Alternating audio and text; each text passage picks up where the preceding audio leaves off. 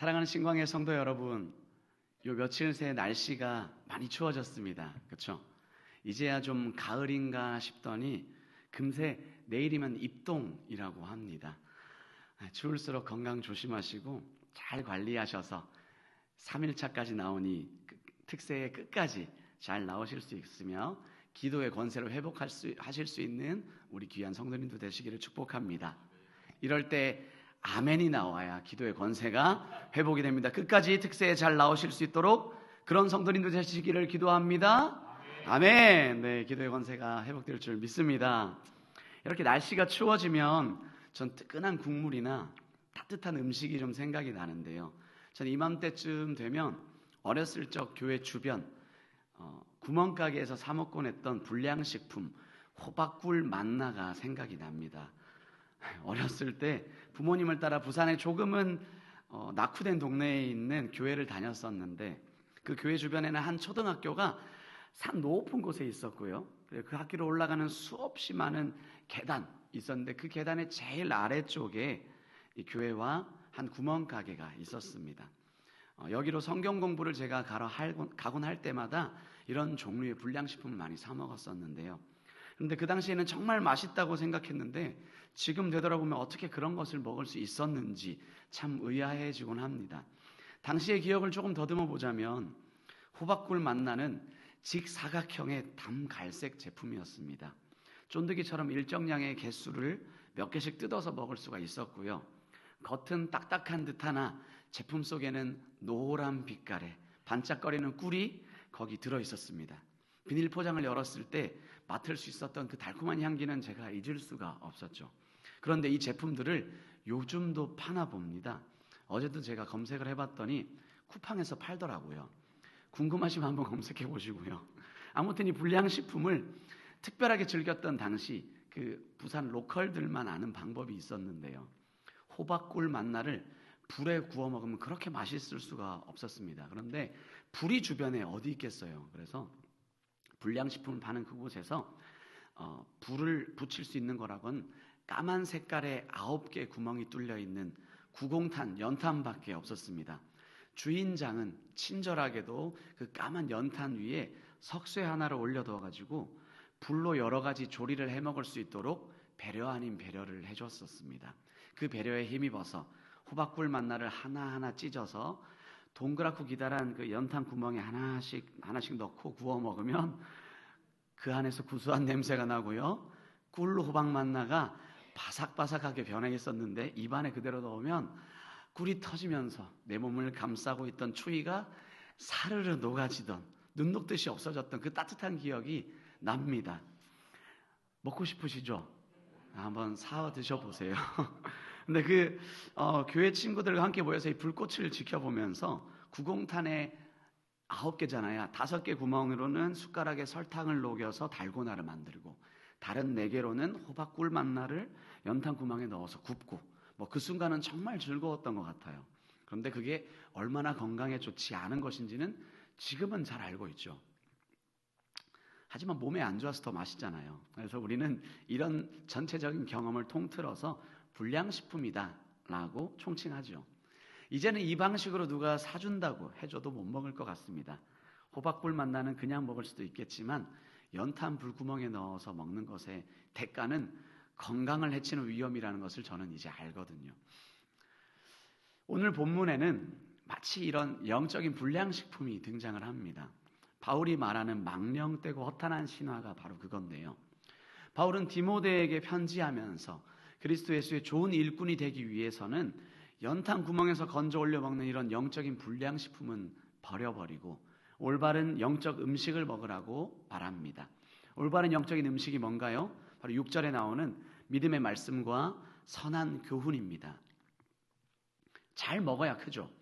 다이어트나 운동을 해보신 분들은 다 아시겠지만 건강에 대한 부분은 먹는 것이 90% 이상이라는 것을 알고 계실 거예요. 90% 이상 차지한다고 해도 과언이 아니겠죠. 바울이 디모데를 향한 이 메시지가 목회자만을 위한 메시지라고 혹시 귀를 닫으시는 분이 있으실까요? 목회자든 집사든 장로든 이 역할의 차이지 모두 그리스도의 한 형제요 일꾼임을 기억하시고 들으셨으면 좋겠습니다. 이 말씀을 믿는다면 이것 또한 내 말씀이 되는 것입니다. 그리스도 예수의 선한 일꾼이 되기를 사모하고 바라는 우리 신광의 성도 여러분, 영적인 불량식품을 버리고 바른 영의 양식을 먹기 원하십니까? 따르기를 원하십니까? 아멘. 오늘 우리는 이 바울의 디모데를 향한 편지를 통해서 훌륭한 음식은 무엇이고 어떻게 하면 이것을 이 안 좋은 음식을 버리고 바른 음식을 먹고 그리스도 예수의 좋은 일꾼이 될 수 있는지를 한번 살펴보고자 합니다. 좋은 영의 양식을 먹으며 좋은 일꾼이 되기를 갈망하는 귀한 은혜의 시간 되시기를 소망합니다. 오늘을 살아가는 우리가 그리스도의 선한 일꾼이 되고자 한다면 어떻게 행해야 하는 것일까요? 거짓과 진리를 분별하여 형제 자매를 깨우쳐야 합니다. 거짓과 진리를 분별하여 형제 자매를 깨우쳐야 합니다. 오늘 본문 2절에서 5절을 한번 화면을 보시고 함께 읽어보시겠습니다. 읽겠습니다. 자기 양심이 화인을 맞아서 외식함으로 거짓말하는 자들이라.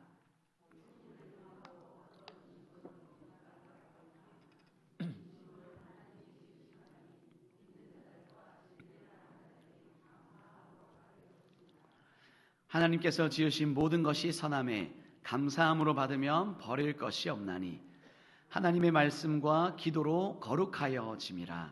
아멘. 큐티를 통해서 오늘 본문은 바울이 에베소 교회의 지도자인 디모데에게 권면하는 내용이라는 것을 잘 알고 계시리라 믿습니다. 이 당시 교회에는 영적인 불량식품인 영지주의라는 것이 있었습니다. 기독교 영지주의인데요. 이 어렵게 생각하지 마시고 영지주의라는 것을 쉽게 이야기하면 영혼은 선하고 육체는 악하다는 이런 극단적인 지식을 말합니다. 영혼은 선하고 육체는 악하다는 극단적인 지식을 말해요. 그러니까 이 극단적인 지식은 또 다른 극단을 낳기 마련인데요. 두 가지 극단을 낳았습니다.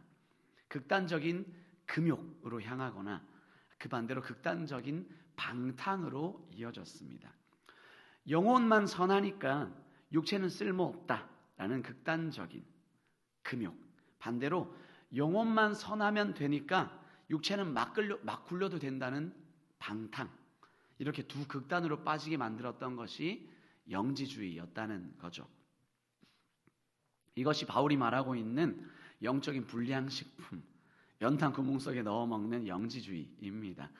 그 중에서도 바울이 에베소 교회의 디모데에게 경계하라고 말하고 있는 부분은요, 영지주의자들의 잘못된 극단적인 금욕에 대한 부분이었습니다. 이 사상이 교회에 침투에 들어와서 팽배해지고 있었다는 거죠. 지식은 옳고 육체를 영의 감옥이다 라고까지 주장한 자들은 생식 활동을 거부했습니다. 음식에 대한 금지는 구약의 음식의 규례인 유대인의 정결법이 생각이 나는데요.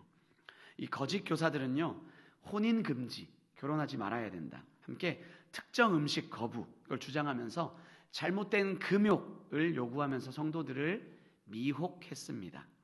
그러나 성도 여러분, 성경은 인간의 탐욕을 경계하지만 이 정당한 욕구마저 죄악으로 여기진 않죠. 욕구도 하나님이 주신 거기 때문입니다. 예컨대 식욕이나 성욕이 없다면 하나님이 명령하신 인간의 생육과 번성에 문제가 생기게 되겠죠. 마음 자체가 없으니까요. 이처럼 욕구 자체가 문제가 아닙니다. 죄로 인해 타락한 욕구가 그 위치와 정도를 넘어가는 것이 문제가 되겠죠. 식욕은 정당하지만 그것이 지나쳐서 먹게 되면, 먹어야 할 것 이상을 계속 먹게 되면, 탐하게 되면 식탐이 되는 거고요. 문제가 되죠. 성욕은 정당하지만 그것이 아내와 남편이라는 정당한 관계를 넘어서 분출하게 되면 죄가 되는 거죠. 하나님이 허락하지 않은 것을 탐하는 게 죄이듯이요, 하나님이 허락하신 것조차 강제로 금하는 것도 역시 잘못된 교훈이었습니다. 처음에 말했던 불량식품이죠. 바울은 이 문제에 대해서 뭐라고 말합니까? 4절로 답변하고 있는데요. 제가 읽겠습니다. 하나님께서 지으신 모든 것이 선함에 감사함으로 받으면 버릴 것이 없다. 아멘. 하나님이 행하신 창조는 선하십니다. 할렐루야. 이를 감사하며 누리는 것은 우리의 복이죠. 하나님의 창조가 선하고 좋으심은 우리가 성경을 통해서 분명히 드러나고 읽고 있습니다. 하지만 죄를 범한 인간이 남용해 되기에 이것이 죄가 되죠. 문제가 되죠. 결국 우리 마음이 문제가 된다는 겁니다. 성이라서, 먹으면 안 되는 음식이라서가 문제가 된다는 게 아니라는 거죠. 사랑하는 여러분, 그럼 제가 하나 여쭤보겠습니다. 돈이 나쁩니까? 돈 좋죠. 네, 좋아요. 돈이 나쁩니까? 네, 무슨 대답을 할지 모르시는 것 같은데, 아니요, 돈은 가치 중립적인 것입니다. 돈은 그냥 돈이에요. 그래서 디모데전서 6장에서는 돈이 일만 악의 뿌리다 라고 말하지 않고요, 돈을 사랑하는 마음이 일만 악의 뿌리다 라고 말합니다. 하나님과 이웃을 사랑하고 돈은 사용해야 하는데, 사람들은 돈을 사랑하고 하나님과 이웃을 얻기 위한 수단으로 잘못 사용하죠. 바뀌어버린 결과 이 마음이 악입니다. 사랑하는 여러분, 이렇듯 거짓과 진리는요, 비슷한 듯 하면서 교묘합니다. 그리스도 예수의 좋은 일꾼은 이것을 분별해야 합니다. 요한복음 8장에서 성경은 마귀를 거짓의 아비라고 말하죠. 미혹하는 영과 귀신, 즉 마귀가 하는 활동의 핵심은요, 거짓으로 미혹해서 사람을 진리로부터 멀어지게 만듭니다. 마귀의 괴계는 실로 교묘해서 사람들이 헤아리기 어려운 다양한 방법으로 미혹하고 분별이 어려울 때가 있지만, 우리가 중심을 바로 잡고 서서 분별하고자 한다면 방법이 하나 있습니다. 어떤 일이 무엇 때문에 일어나는지 그 목적을 살펴본다면 미혹되지 않고 간단하게 볼 수 있습니다. 그 목적의 기준은 다음과 같습니다. 잘 들어보십시오. 사람들을 진리에서 멀어지게 해서 하나님으로부터 떼어놓는가 아닌가, 이것이 그 기준, 목적이 된다는 겁니다. 다시요. 일어나는 일들이 하나님으로부터 나를 떼어놓게 됩니까? 미혹된 거죠. 일어나는 일들이 하나님에게로 더욱 나를 향하게 만듭니까? 진리의 행동이 되는 거겠죠. 자, 이것에 대해서 재밌는 시각으로 써놓은 책이 한 권 있는데요, 바로 스크루테이프의 편지라는 책입니다. 나니아 연대기를 썼던 C.S. 루이스라는 영국의 한 신학자가 쓴 책인데요, 책의 내용은 다음과 같습니다. 삼촌 악마인 스크루테이프가 조카 악마인 웜우드라는 자에게 환자라고 불러요. 사람들을 어떻게 하면 원수 예수 그리스도에게서 떨어뜨려 놓을 수 있는지 그 전략을 모아놓은 31통의 편지가 바로 이 책입니다. 오늘 읽은 본문의 편지도 같은 편지인데요, 글쓴 주최 측이 꽤 다른 책인데요, 이 책에서 나왔던 전략 중에서 몇 가지를 제가 소개해 보겠습니다. 듣고 사탄의 미혹을 분별하는 데 도움이 되셨으면 좋겠습니다. 3가지인데요. 첫 번째는 습관을 통한 무감각화입니다. 스크루테이프는 환자, 성도가 죄에 대해 점점 둔감해지도록 유도합니다. 자주 반복되는 습관적인 죄는 경계심을 약화시켜서 무감각해지게 만듭니다. 마귀는 이런 무감각을 통해 사람들이 죄의 심각성을 깨닫지 못하게 해서 진리에서 멀어지게 합니다. 내가 어느 순간 일상의 습관처럼 어떤 걸 하고 있는데 하나님과의 관계를 서서히 약화시키고 있는 행동이 있다. 그것은 사탄의 무서운 전략입니다. 오늘 새벽에도 그래서 저희가 시편의 기도로 우리가 우리의 마음을 회개하지 않았습니까? 사탄이 이런 전략을 펴고 있다는 거죠. 두 번째는 비판적인 사고와 회의감 유도입니다. 스크루테이프는 환자, 성도가 비판적인 사고에 치우치도록 유도해서 모든 것을 의심하게 만듭니다. 의심은 필요한 경우도 있죠. 하지만 지나치게 의심을 하게 되면 결국 하나님의 진리마저 의심하게 됩니다. 이런 회의는 사람들이 하나님의 말씀을 있는 그대로 받아들이기보다는 불신하게 만들어서 하나님으로부터 멀어지게 합니다.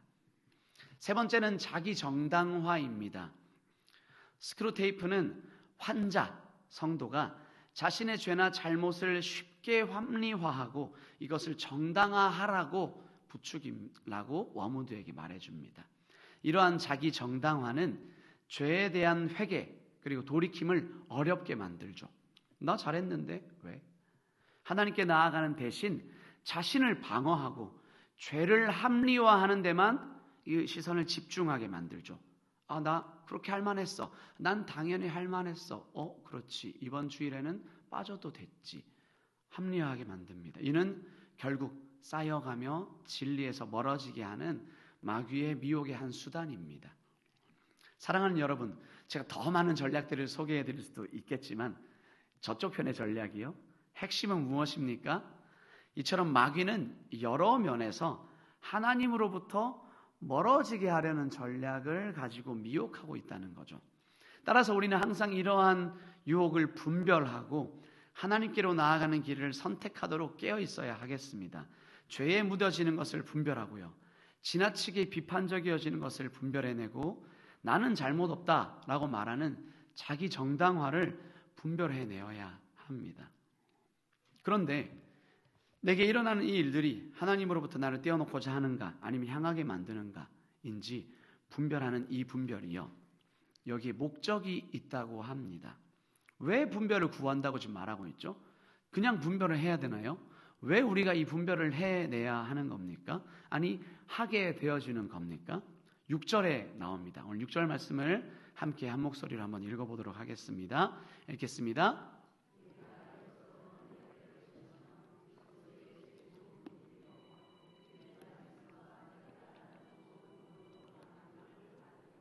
아멘. 네, 이것을 제가 새번역 성경으로 다시 한번 읽어보겠습니다.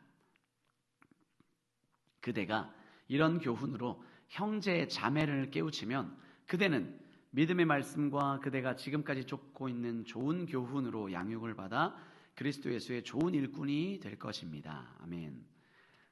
새번역으로 읽은 이유는 형제 자매까지 다 나오고 있어서 읽어보았습니다. 불량식품인지 아닌지 분별해내야 되는 우리가 그 이유는요. 지금 하고자 하는 이 일이 내가 더욱 하나님께로 향하게 하는지 그것이 아닌지를 분별이 가능하다 할지라도 내 이것을 분별하는 목적을 알아야 하기 때문입니다. 우리가 가족을 이루는 지체, 형제, 자매, 영혼에게로 우리가 가야 하는 것이 이 분별을 해내는 목적입니다. 영혼의 앞에 내 그 눈 아래 진리를 두고 깨우치게 해야 그리스도 예수의 선한 일꾼이 된다고 6절이 말하고 있기 때문이죠. 무슨 말인가 하니 깨우치게 하다를 원어로 보면 휘포티테미라는 원어입니다. 모르셔도 되고요. 휘포는 무엇 아래에 아래라는 뜻이고요.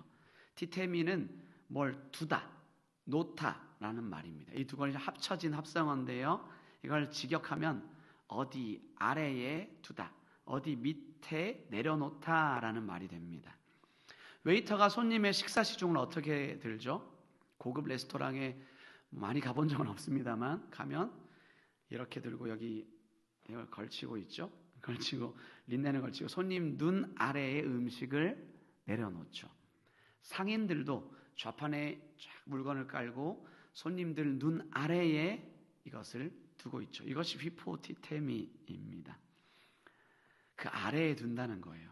바울은 성도의 믿음을 위해서 그 사람의 생각에 기초를 놓아주듯이 진리를 그들 앞에 내려놓아서 그들 아래에 내려놓아서 그 진리 위에 그들이 서서 결국 진리를 깨우치게 만드는 것이 우리가 이 분별을 해내는 목적이다라고 말을 합니다.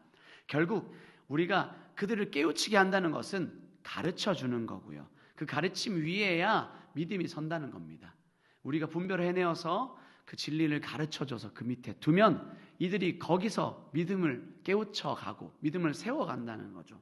사랑하는 성도 여러분, 우리가 거짓과 진리를 분별해서 진리 위에 우뚝 서 있어야 되는 이유는요, 영적인 공동체에게 그리고 내가 만나는 사람들에게 서로에게 믿음으로 세워내게끔 하기 위함임을 기억합시다.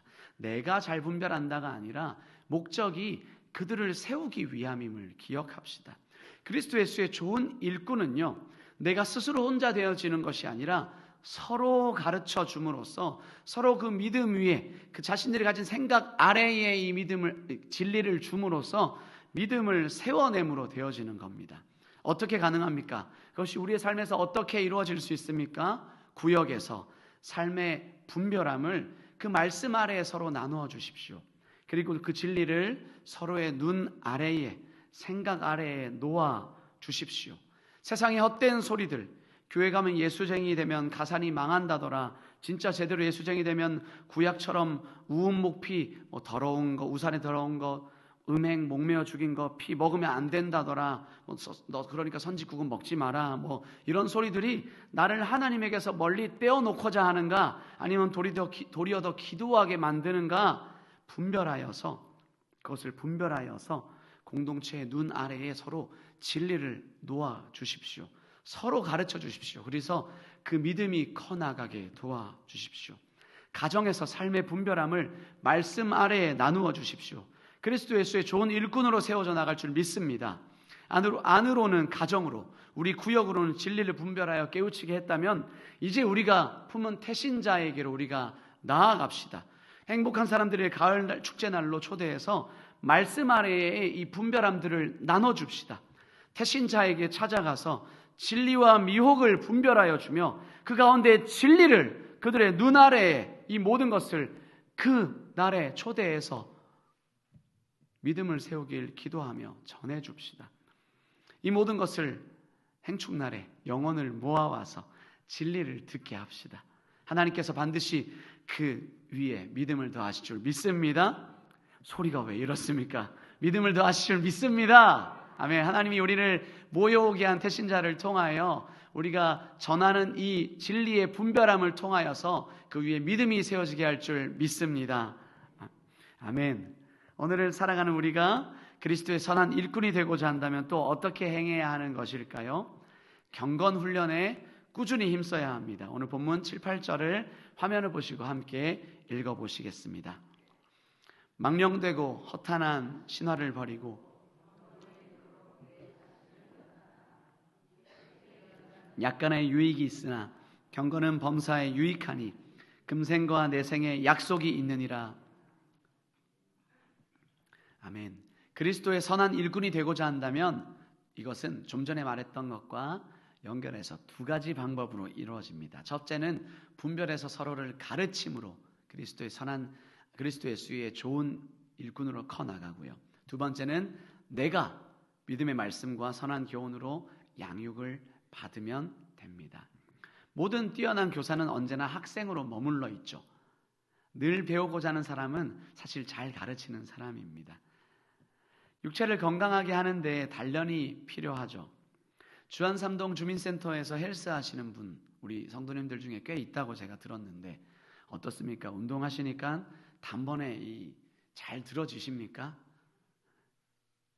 평소 무거운 것도 척척 드셨으니까 바벨 한 50kg쯤은 단번에 드실 수 있으시죠?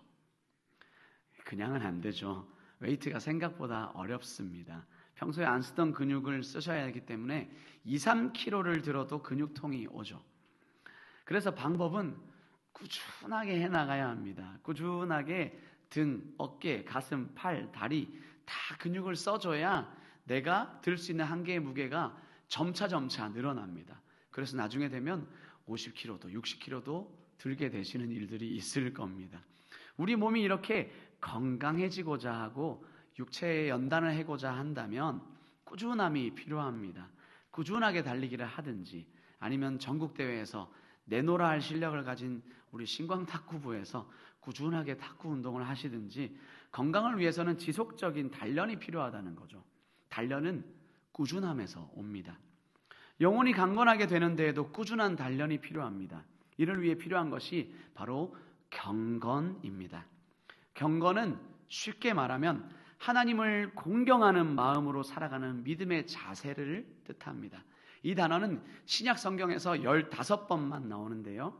그 중에 9번이 이 디모데전서에 나옵니다. 이 경건이 그만큼 중요하다는 거죠. 경건한 사람은 자기 중심성에서 하나님 중심성으로의 회심을 경험한 자들입니다. 아멘입니까? 이걸 매번 꾸준히 해나가는 거예요. 이전에는 내가 먼저 하였으나 이제는 내가 여호와를 항상 내 앞에 모신다. 아멘. 이것을 꾸준하게 말하는 자입니다. 경건이에요. 이 고백을 하는 자들은 하나님을 공경하지 않는 삶을 버리고 하나님을 공경하며 살아가며 하늘에 속해서 이 땅을 살아내게 됩니다.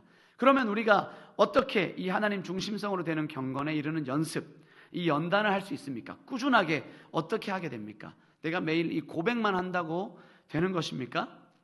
아니요. 근육을 키우려면 여러분 사실 드는 것도 필요하고 꾸준함도 필요하지만 먹는 것을 바꿔야 합니다. 불량식품 안 먹고 좋은 음식을 먹어야 합니다. 디모데전서 4장의 문맥을 살펴볼 때요, 특히 좋은 영적인 음식을 먹는 것과 이 운동을 해나가는 것에는 공통점이 계속해서 있는데요, 좋은 영양분을 즉 섭취하는 방법처럼 경건도 그렇게 연습해야 된다는 겁니다. 무슨 말인가 하니 좋은 영적인 음식을 꾸준하게 먹어줘야 한다는 거죠. 무엇이 있나요? 가장 좋은 음식, 네, 바로 하나님의 말씀을 꾸준히 먹어야 합니다. 육체의 건강을 위해서 양질의 음식을 섭취하듯이 우리는 영혼을 위해서 하나님의 말씀을 꾸준히 먹어야 합니다. 건강한 몸이 되기 위해서 충분한 운동이 필요하며 잘 먹어야 되듯이 섬김과 봉사와 전도로 영혼을 움직이고 말씀을 꾸준히 보아야 합니다. 또한 몸이 휴식과 잠을 요구하듯이 우리는 기도와 예배를 통해서 충만한 영적인 안식을 누려줘야 합니다. 사랑하는 여러분, 그런데 꾸준히 하는 게 힘들죠. 이런 이야기를 하게 되면 꾸준히 하는 게 참 힘들다는 것을 고백하게 됩니다. 꾸준히 하는 게 힘들다면 혹시나 내가 이렇게 생각하고 있지는 않은지 생각해 봤으면 좋겠습니다. 나의 헌신하고자 함이 피상적인 고백이 있지는 않은지 한번 나를 살펴보았으면 좋겠습니다. 주님, 내 삶을 바치겠습니다. 고백하지만 정작 아침마다 큐티는 못하겠어요. 하나님, 그 시간은 좀 바치기 힘듭니다. 차라리 내 전부를 드릴게요. 그런데 큐티는 좀 못하겠습니다. 주님, 금요 기도에 새벽 예배 나오겠습니다. 내 평생의 시간과 물질을 바치겠습니다. 고백하지만 정작 금요일마다 왜 그렇게 재밌는 일들은 많은지요. 주님, 이건 좀 바치기 힘듭니다. 차라리 그냥 내 평생을 드릴게요. 주님, 나도 재밌게는 살아봐야 하잖아요. 금요 기도에는 좀 새벽에는 좀 자야 되는데 평생은 바치기가 쉽지만 아침과 새벽은 바치기 힘든 것이 어쩌면 피상적인 우리의 고백은 아닙니까? 사랑하는 여러분, 연습과 연단은요, 꾸준함입니다.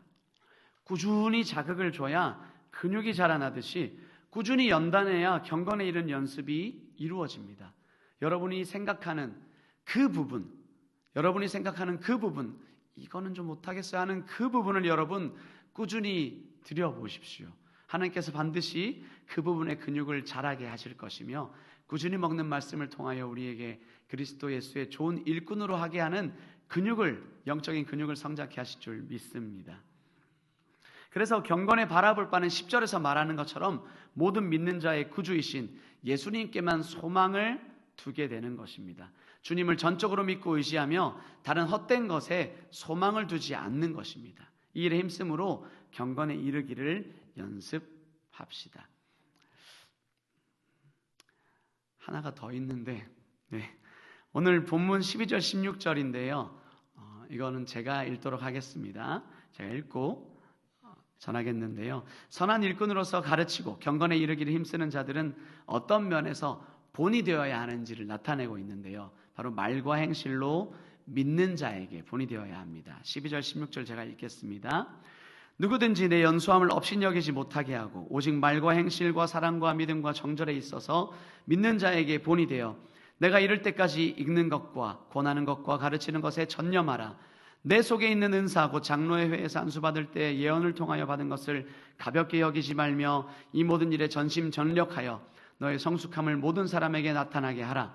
내가 내 자신과 가르침을 살펴 이 일을 계속하라. 이것을 행함으로 내 자신과 내게 듣는 자를 구원하리라. 아멘. 왜 이렇게 본이 되어야 합니까? 그리스도의 선한 일꾼이 가끔 실수 한번 할 수 있는 거 아닙니까? 바울은 실수의 여부에 대해서 실수하지 말아라 라고 말하는 게 아니라 말씀을 서로 전하고 세워내는 것으로 거기서 구원이 달려있기 때문에, 우리가 진리를 분별해내고 주는 말씀으로 인하여, 가르치는 것으로 인하여 거기서 믿음이 자라는 구원이 달려있기 때문에 주의하라 라고 이렇게 전하는 겁니다. 지금 여기 계신 분들은 대부분이 섬기는 사역을 감당하고 있죠. 말 그대로 지도하는 분들이십니다. 그런데 우리 교회 얘기 아닙니다. 우리 교구장님이 지독한 애주가입니다. 그런데 딱 말씀 전할 때는 술을 안 마십니다. 그 외에는 맨날 마십니다. 그러면서 말씀을 서로 가르치며 듣는 자 모두를 구원에 이르게 할 일이 생길까요? 아니면 이상하게 저 사람 말은 신뢰가 안 가 라고 듣는 자가 생각을 하게 될까요? 우리 교구장님 혹은 목장님이 정말 사람이 괜찮으십니다. 사랑이 넘치고 먹을 것도 잘 나눠주시고, 그런데 꼭 자신 말을 안 듣는 사람 앞에서만 나오는 이 주둥이에서 나오는 한마디가 아휴 이 썩을 놈의 새끼, 아휴 뒤질 놈이라는 말을 한 번도 아니고 매번 하는 집사님 권사님이 계신다고 한다면, 가르치는 자 듣는 자 모두에게 구원에 이르게 할 모임이 거기서 이루어질까요? 안 될까요? 사랑하는 여러분, 우리의 속사람이 겉으로 드러나는 첫 단계가 바로 말이기에, 말씀을 가르칠 때, 진리를 전하게 될 때, 구원을 온전히 이루어 나갈 때 걸림돌이 되는 요소가 바로 말이 될 수 있는 거라는 것을 바울은 말하고 있습니다.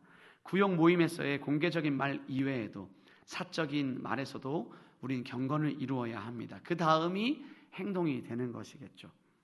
말대로 살아가는 자, 이 말과 행동의 원리는 사랑과 믿음과 정절이 되어야 하겠습니다. 왜냐하면 우리가 서로 가르침과 경건을 꾸준히 훈련함으로써 그리스도 예수의 좋은 일꾼으로 살아내며 구원을 이루어내기 위해 내 삶의 걸림돌을 걷어내는 것입니다. 사랑하는 여러분, 말씀을 맺고자 합니다. 불량 과자를 계속 먹기만 해서는 키가 클 수 없고 성장할 수 없습니다. 영적인 건강한 음식을 먹어야 합니다. 그리스도 예수의 좋은 일꾼은 그냥 되지 않습니다. 거짓과 진리를 분별하여 형제 자매를 가르치고 경건 훈련을 꾸준히 해나갈 때 말과 행실이 사랑과 믿음과 정절을 드러내게 됩니다. 꾸준함이 드러납니다. 특별히 우리가 모시고 오게 될 영혼들은 우리의 이 말과 행실을 보게 됩니다. 이것을 통하여 그들은 우리가 그리스도 예수의 사람인지 좋은 일꾼인지를 판단하게 될 것입니다. 좋은 일꾼은 나를 드러내기 위함이 아니라 주를 드러내기 위함입니다. 하나님 나라에 크게 쓰임받아서 복음의 일꾼 되어 새로운 영혼들을 살려내는 귀한 신광의 성도님들 되시기를 진심으로 기도합니다. 함께 기도하겠습니다.